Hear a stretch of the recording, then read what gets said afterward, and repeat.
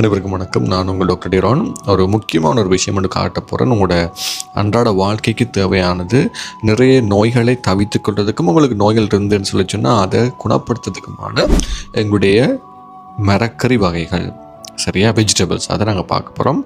பாருங்கள்.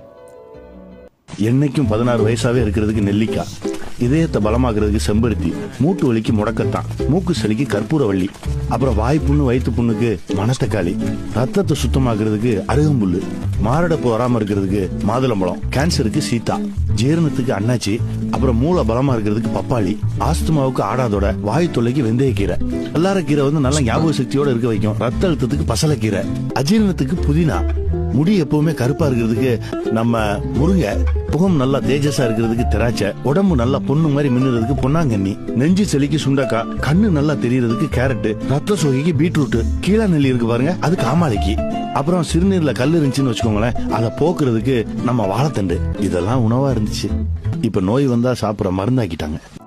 ஸோ இந்த வீடியோவில் சொல்லியிருக்கிற அவ்வளோ முழுக்க உண்மை.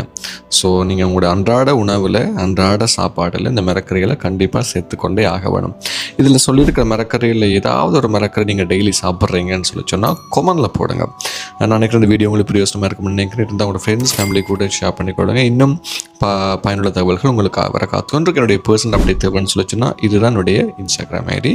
மறந்துடாமல் ஃபாலோ பண்ணிடுங்க. இன்னும் ஒரு வீடியோவில் உங்களை சந்திக்கிறேன். நன்றி, வணக்கம்.